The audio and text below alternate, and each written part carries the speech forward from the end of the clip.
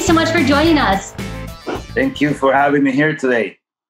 Now, of course, you've been with GSS and Best in Boxing from the beginning. You've actually been an integral part of keeping this movement in boxing going, particularly during COVID. You know, we're not just surviving here. Now we're thriving because the industry and people like you, promoters like you with Borizteca, have been able to pivot. So how confident are you making the switch to pay-per-view when you have some of these still developing fighters? Well, I think this came in the right moment. It came at a perfect timing because with this pandemic, there wouldn't be other way to do boxing. And I think being able to do a show, having the fighters on pay-per-view so people can watch them comfortably in their houses without risking anything with social distancing, I think it came great to us because it will open a window of opportunity for the future to keep doing fights with this new model.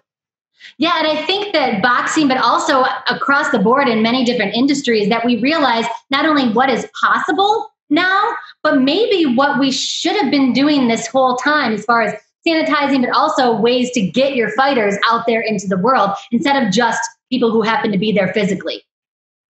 Definitely. I think this came to change the way we were conducting business in boxing. So I think it's something that's not going to go away, just something that came to change the whole panoramic of how we used to do things. And it's for a good change because, like you say, now we're going to be more concerned of sanitizing the ring, gloves, making sure we have some distance between judges and the ring. And I think that's for the better of boxing. Now, I mentioned that you have been integral. You've been with GSS and Best in Boxing from the beginning. So we certainly appreciate your ability to pivot and your positive attitude towards having to do things differently with COVID. But let's be honest, what was your thoughts when it first everything got shut down? Because honestly, no audience affects your bottom line. So what did you think back in March when we were all kind of nervous? And how has it changed over the last few months? Well, it actually affected me at the beginning because I was starting to do fights in San Diego. I started doing fights in Mexico. I did my transition to come to the U.S. We have a great show in October, and I already had a show scheduled for April. I had to cancel that show because of the pandemic, and it just made me thought about how we were going to do things from now on, especially for small promoters. We don't have, TV, the big TV networks, and we depend a lot about from the gate, And now knowing that we're not going to have any tickets to sell, it was something that we had to really think about it. But working with GSS and Armando, we've been working together for the last 4 or 5 years.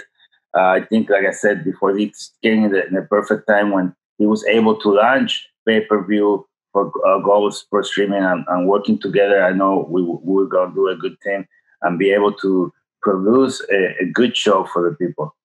And I know that Armando has believed that from the beginning, that it's not just the fighters in San Diego that you sold, or the audience rather, that you sold tickets to, but now we're able to promote these boxers and fans are able to see them develop through the years thanks to the internet. So I know that's been his vision from the beginning. How has that affected some of your fighters, knowing that now people across the world, and even you just as a promoter, people across the world now, fans, can see more boxers in their developmental stages?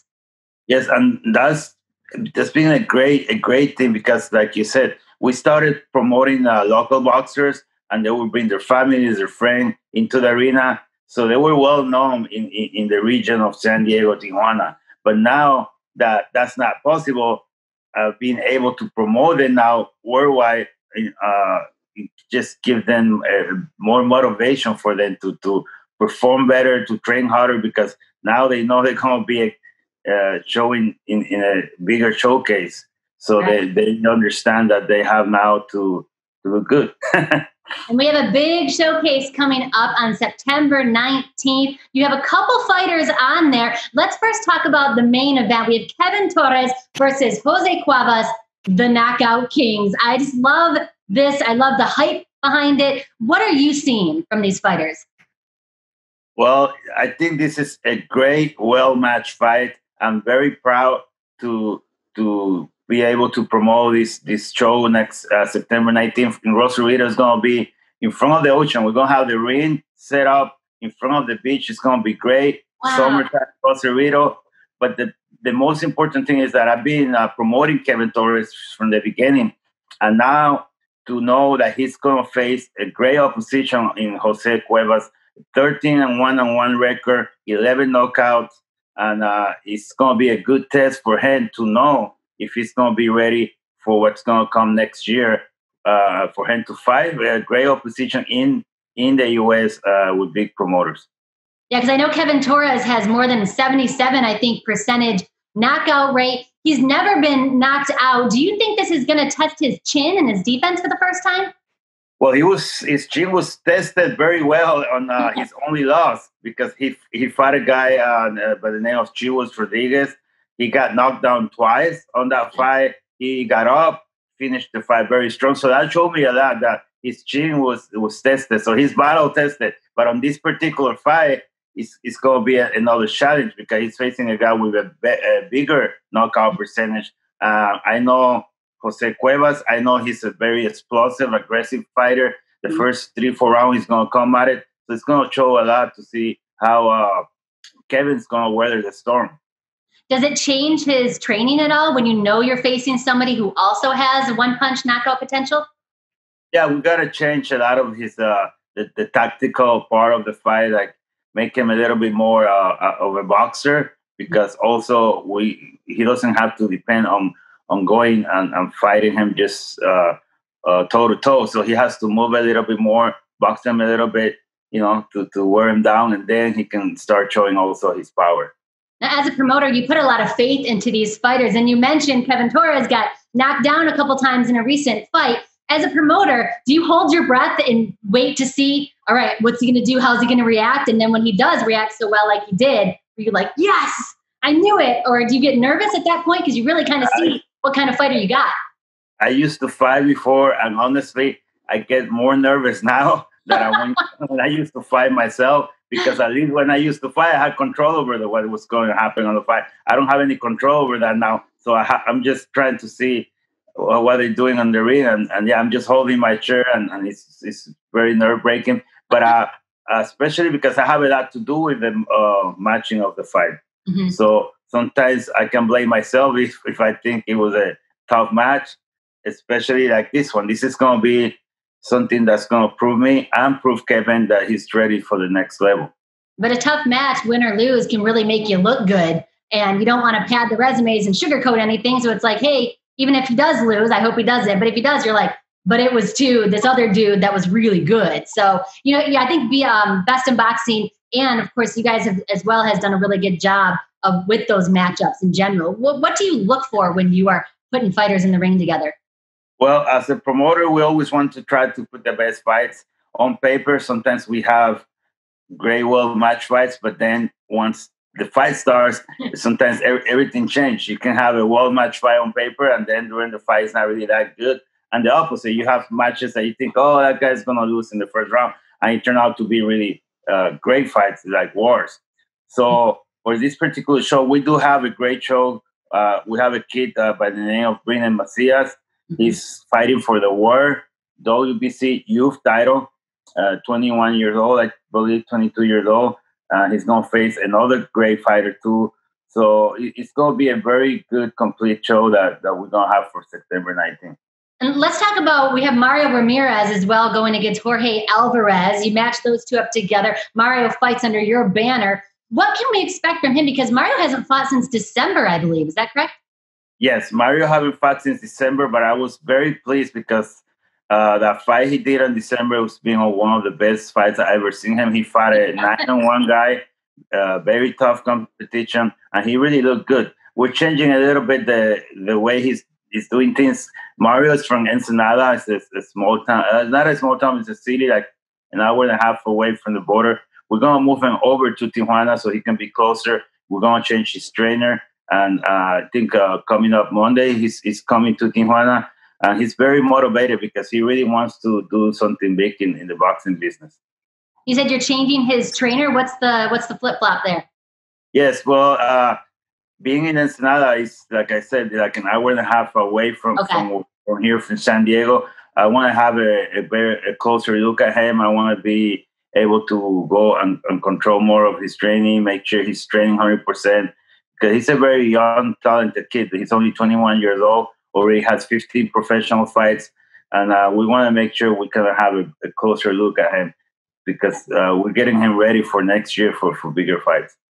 Now let's go back to Kevin Torres. I know that I actually announced his name at the Best in Awards for the Fighter of the Year back in December. So when I'm going to bring that up when I talk to him as well. But where is he at in the developmental stages of his game? Because I know he didn't have a lot of fights under his belt as an amateur and moved to the pros pretty quickly.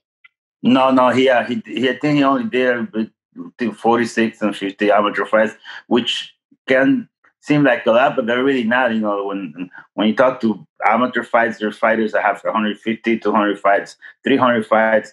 You know, so it wasn't really much for him. He started boxing at the age of 13, and I think I've seen his development from the beginning.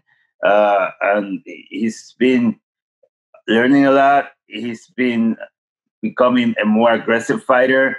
I think this fight is going to be a surprise for everyone because we're going to see a total different Kevin Torres. We're going to see him be more aggressive. He has more speed. So I'm very pleased of what I'm seeing of him in the gym. I was able to see him last week in a sparring session. He's looking great.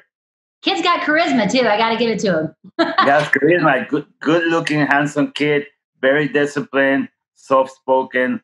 I like the kid. I compare him like when Oscar de la Hoya just became pro and he came out of the Olympics. He has that looks. He's a girl. He has the golden boy, and we got the diamond boy now. Diamond boy. Let him shine like a diamond on September 19th. He's going to shine like a diamond for sure. And like I said, he's a very charismatic kid. That's right. Now, anything else you want fans to know about Borizteca's camp coming out before these pay-per-views? Yes, I mean, I want to tell everyone to please support boxing, support Borizteca, because I think the only way we can keep the sport alive, especially during this time, is just supporting our fighters, buying the pay-per-view, $5.99. When they come to the arena live, you know, we sell tickets for $25, $30, $50. Now it's just $5.99, and you can sit back in your couch in the comfort of your house, watch great fights. We're going to have 9 professional fights.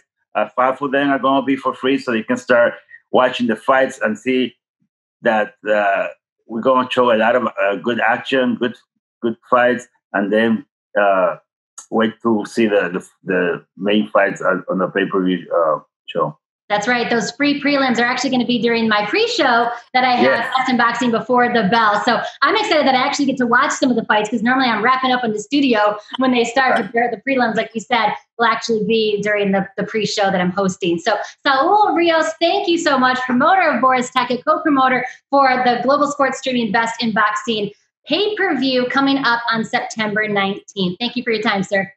Thank you, Courtney. And also, now that you just say co-promoter, I want to say thanks to Cesar Garcia. He's from Grito de Guerra Promotions. We're co-promoting this show together. Hopefully, we can keep working together in future shows.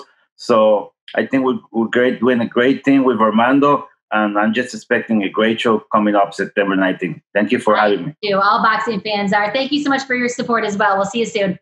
We'll see you. Bye-bye. Tune in September 19th at 3 p.m. Pacific Time, 6 p.m. Eastern to watch the prelim fights on Best in Boxing's Before the Bell. I'm hosting that pre-show live from Las Vegas, and the fighters, well, they'll be going live from a gorgeous beach in Rosarito, Mexico. You can watch all the action right on your couch at bestinboxing.com for $5.99. See you then.